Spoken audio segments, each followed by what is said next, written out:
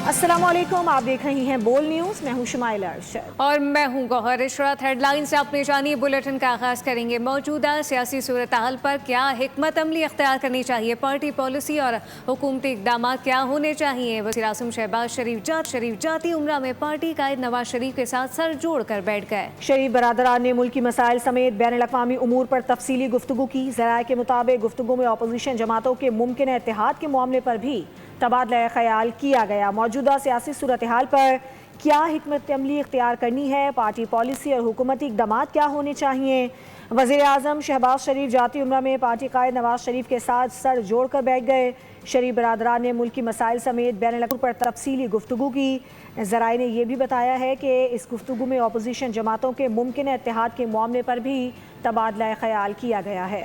मीर रज़ा ज़िंदगी के आखिरी चंद घंटों में क्या कोशिशें करते रहे, वक्त कहाँ कहाँ गुजारा। तहकीकाती टीम ने हासिल वीडियोस की मदद से टाइमलाइन मुरतब कर ली है। रज़ा ज़िंदगी की आखिरी घड़ियों में दोस्तों से सरमायाकारी और कर्ज का तकाजा करते रहे थे। आखिरी खाना दोस्त के साथ रात 12 बजे खाया। 3:45 बजे के करीब गार्ड का पिस्तौल लेकर घर से निकल गए। मीर रज़ा ने जिंदगी के आखिरी 12 घंटे कहाँ गुजारे, कैसे गुजारे। तहकीकाती कमेटी ने टाइमलाइन मुरतब कर ली। रज़ा जिंदगी के आखिरी चंद घंटों में हुसूल कर्ज की कोशिशें करता रहा। 27 जुलाई की शाम मीर रज़ा की मुलाकात शारा फैसल पर अहमद राजा से हुई। दोनों ने 70-80 लाख रुपए सरमायाकारी पर बात की। शाम 7:05 पर बैंक से बहन के नाम पर 1 करोड़ कर्ज मंजूरी की इत्तला मिली। रात 8:23 पर दोस्त फारूक मोहम्मद ने सरमाए से माजरत कर ली। तहकीकाती रिपोर्ट के मुताबिक रज़ा ने जिंदगी का आखिरी खाना 11:50 पर गफ्फार कबाब हाउस में दोस्त अब्दुल रज़ाक के साथ खाया। ठीक 12 बजे मीर रज़ा ने सारिम सैयद से हंगामी बुनियाद पर 3 करोड़ कर्ज की दरख्वास्त की। रात 2:23 पर मीर रज़ा ने घर पर अपना इंस्टाग्राम अकाउंट बंद करने के साथ फेसबुक लिंक और स्नैपचैट अकाउंट भी बंद कर दिया। रात 3:10 पर मंगेतर ने राब्ते के लिए मुतादिद कॉल्स की, लेकिन रज़ा ने जवाब नहीं दिया। 3:45 पर मीर रज़ा अपनी दुकान से सिक्योरिटी गार्ड का पिस्तौल लेकर घर वापस आ गए। 4:09 पर ऑनलाइन टैक्सी बुक की। 4:22 पर फ़ोन ऑफ कर दिया। 4:38 पर मीर रज़ा को जाए वक़ुआ के करीब अकेले जाते हुए देखा गया। कराची की सड़कें खून आलूद होने का सिलसिला जारी है। बेहंगम दंदनाते ट्रैफिक ने 24 घंटों में 8 अफराद की जान ले ली। ट्रैफिक पुलिस से किसी भी हादसे में कोई काबिल जिक्र कार्रवाई नहीं कर सकी। शहरी टूटी फूटी सड़कों पर सफ़र करने से खौफजदा होने लगे।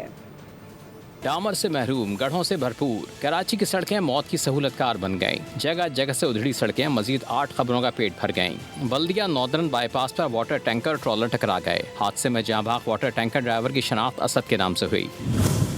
पुरखासे में नन्ना राहगीर बच्चा ट्रेलर की जद में आकर जिंदगी की बाजी हार गया। हबरीवर रोड पर 2 मोटरसाइकिल सवार टकरा गए। हादसे में एक सवार जाँ भाग और दूसरे को जख्मी हालत में अस्पताल मुंतकिल कर दिया गया। सोल्जर बाजार में गाड़ी की टक्कर से एक शख्स जाँ भाग हो गया। कोरंगी क्रॉसिंग पर भी गाड़ी ने कमसन राहगीर को कुचल डाला। मलिर कोट के करीब 2 मोटरसाइकिल सवार दानिश और फरजान नामालूम गाड़ी की टक्कर से अब्दी नींद सो गए। रेस्क्यू ज़राए के मुताबिक करीमाबाद पर 2 मोटरसाइकिलों में तसादुम, एक शख्स जाँ भाग और 3 जख्मी हो गए।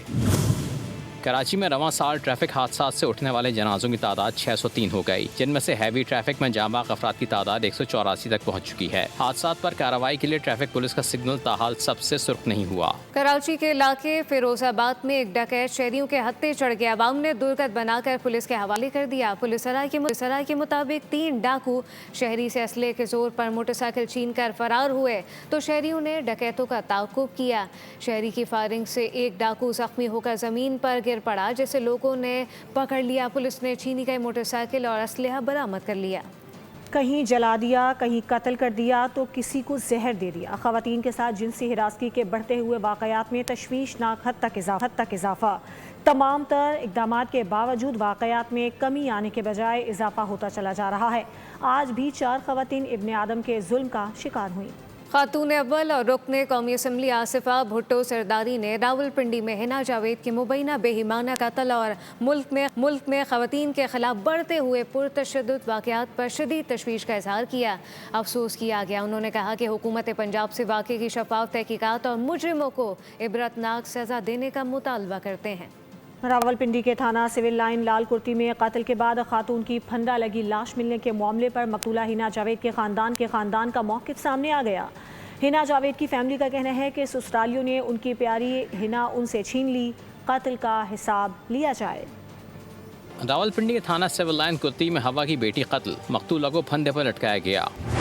हिना जावेद के भाई फहद जावेद मलिक और कज़न सबा मलिक का कहना है कि ससुराल वालों ने इनकी प्यारी हिना जावेद इनसे छीन ली, अपने ही घर में से कत्ल कर दिया।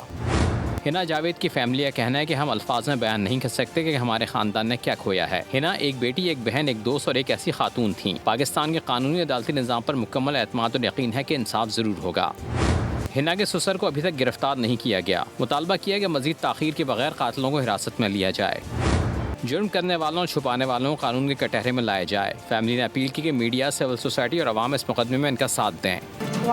अमरीकी हुकाम ने दावा किया है कि आमदा हरमत से तेल की तरसील जारी है। गुज़िश्ता रात जनूबी रास्ते से तकरीबन 40 ऑयल टैंकर गुजरे, जिनके जरिए तकरीबन 1 करोड़ 60 लाख बैरल तेल मुंतकिल हो चुका है। हुकाम के मुताबिक हालिया हफ्तों में रोजाना 15 से 20 टैंकर्स इस आबी गुजरगाह से गुजर रहे हैं। ईरानी सदर मसूद पेशेकियान ने कहा कि ईरान को ना जंग और ना ही अमन की कैफियत से निकलने का फैसला करना होगा। उन्होंने कहा कि जंग के जरिए कुछ हासिल नहीं किया जा सकता, इसलिए मुफाहमत की याददाश्त पर दस्तखत किए। सदर पेशेकियान के मुताबिक मसाइल ताकत और मंतक के साथ मुज़ाकरात के जरिए ही हल किए जा सकते हैं। सियालकोट में घरेलू नाचाकी पर बीवी के बाल काटने और तशद्दुद करने वाला शौहर गिरफ्तार कर लिया गया। थाना सदर डस्का के इलाके में खातून पर तशद्दुद का वाक़या पेश आया। खातून ने 15 पर इत्तला दे दी। वर्चुअल वुमेन पुलिस स्टेशन ने फौरी कार्रवाई करते हुए शौहर को गिरफ्तार करके मुकदमा दर्ज कर दिया। DPO सियालकोट कैप्टन रिटायर्ड दोस्त मोहम्मद का कहना है कि ख़वातीन वज़ीर आला पंजाब मरीम नवाज़ की रेड लाइन है। ख़वातीन पर तशद्दुद, तज़लील या जबर किसी सूरत बर्दाश्त नहीं किया जाएगा। सियालकोट में घरेलू नाचाकी पर बीवी के बाल काटने का वाक़या पेश आया, जिस पर फौरी तौर पर एक्शन लिया गया और शौहर को गिरफ्तार कर लिया गया। थाना सदर डस्का के इलाके में खातून पर तशद्दुद का ये वाक़या पेश आया था। खातून ने 15 पर इत्तला दी। एशियन क्रिकेट काउंसिल के इंतखाबात में पाकिस्तान के हिमायत याफ्ता पैनल ने भारतीय हिमायत याफ्ता पैनल को शिकस्त दे दी। बैंकॉक में होने वाले सालाना जनरल इजलास में ACC बोर्ड ने 3 डायरेक्टर की नशिस्तों पर पाकिस्तान के हिमायत याफ्ता तीनों उम्मीदवार कामयाब हो गए। ज़राए के मुताबिक ACC सदर मोहसिन नकवी की क़यादत में पाकिस्तान के हिमायत याफ्ता पैनल ने कांटे के मुकाबले के बाद कामयाबी हासिल की है। पैनल में कतर, सिंगापुर और मालदीव के नुमाइंदे शामिल थे। इंग्लैंड के खिलाफ लॉर्ड्स टेस्ट के लिए पाकिस्तान टीम में तब्दीलियों का इम्कान है। ज़राए के मुताबिक 27 अगस्त से शुरू होने वाले इस मैच में कंडीशंस का जायज़ा लेने के बाद प्लेइंग 11 को अपनी शक्ल दी जाएगी। Wicket keeper batter Mohammad Rizwan को आराम दिए जाने का इम्कान है, जबकि कप्तान बाबर आजम की वापसी मुतवक्के है। पाकिस्तान 2 स्पिनर्स के साथ मैदान में उतर सकता है। लीड्स टेस्ट में कौमी टीम को इनिंग्स और 103 रन के बड़े मार्जिन से शिकस्त हुई थी। सब्सक्राइब करें और बेल दबाएं ताकि कोई खबर रह न जाए।